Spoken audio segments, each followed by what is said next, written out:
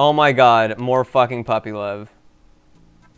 You know what, just to save you guys, like, the thing of having to, like, sit here and, like, what? Well, I don't know. Well, I'm gonna fucking die anyways on this. I'm down to 30% fucking life with, like, I'm gonna have to continue, so, I mean, there's really no point here. Eat a fucking dick. The last time there was, like, music here that was pretty neat. Oh, yeah. I'm getting down with hardcore beats. Yeah. That's hardcore Genesis rock right there. And it gets loops from there. Eat a dick. Alright. Poopy Love. Part 3. Hopefully the last.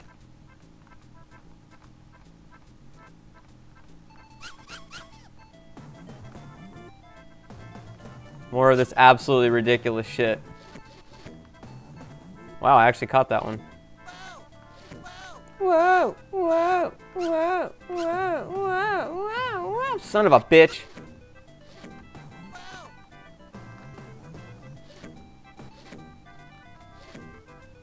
Alright, come on. Throw him out there.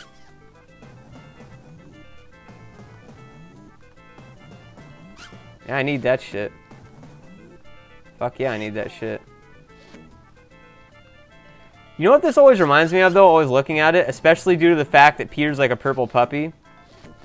You cannot tell me, not only with the graphical style, but the location, that this doesn't remind you of Courage the Cowardly Dog. I mean, for fuck's sake, like, I know that that show was not even out yet at this point, but look at this. I mean, a gigantic, vast expanse and stuff like that with, like, mountains in the background, kind of like a desert plains type thing, with little farmhouses and shit like that, and the kind of, like, pseudo 3D rendered type stuff or whatever with 2D drawings. Like, I mean, come on. That is fucking... And for fuck's sake, Peter's a pink goddamn puppy. I mean, think about that one for a minute. That's insane.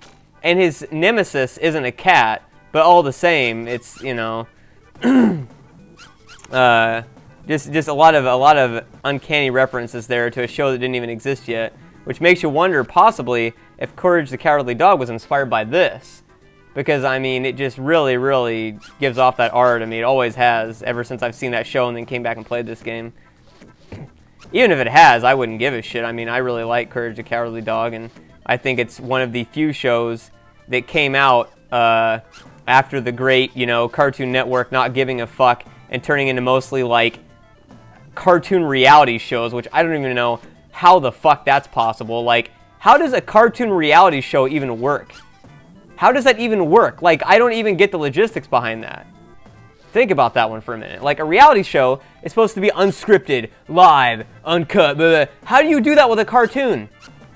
How do you do that? Even as a parody, that's still just ridiculous. It's asinine, but all the same, Courage the Cowardly Dog was one of the few shows that came in that era of Cartoon Network where they were cutting out a lot of their good shit, and I think it's one of the best cartoons that was ever made, in my opinion. There was a lot about it that was very unique, very just it really challenged what a lot of people were used to with cartoons at the time, because it just gotten really stale aside from that and a few others, and it's a really damn good cartoon.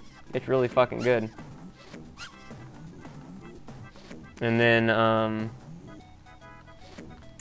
the combination of the 2D art and the 3D in it had been done in a lot of other cartoons before, but it wasn't really ever done to the level that it was in Courage the Cowardly Dog, where like the 3D could be used to come off with like this really freaky, kind of surrealistic like vibe. It was just, I don't know how to describe it. If you get the chance, look on YouTube for a clip that's called fuck, actually I don't know what it's called now off the top of my head, but just look up Courage the Cowardly Dog on YouTube and look up scariest scene ever or some shit like that, and it should be some blue looking weird motherfucker. Like, you don't see shit like that on cartoons anymore nowadays, like on just regular TV. That scene, that's like, I mean, it actually doesn't freak me out because I know it freaks out a lot of other people, but you don't see shit like that nowadays. And that's just, I miss cartoons like that. Although, ironically, the Earthworm Jim cartoon kind of sucked big time. For as great as a game as Earthworm Jim was, and how creative and like diverse Earthworm Jim was, Earthworm Jim kind of suffered from the same thing that a lot of cartoons of that era did, where they tried really hard to like cater to adults at the same time, as well as kids. And it was kind of, you know what it was like? That era of cartoons was kind of like the Sega CD. It was like something new, where like we were trying to like cater to adults and kids with like the cartoons, with some of the jokes in there, but they tried too hard at it. And so a lot of the cartoons, with very rare exceptions, like say Animaniacs, for example, and Freakazoid, were the two rare examples I can think of where they actually pulled off the correct formula for that.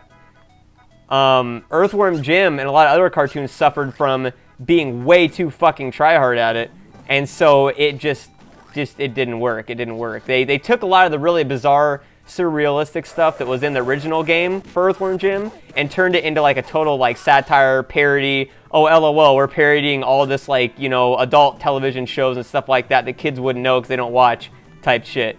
And it just kind of failed in that vibe. And so, yeah. Notable, though, is that the creator of Earthworm Jim is from the Valley of California, which is where I'm from and I still currently live. So that's kind of interesting. One of the few good things that come out of the Valley.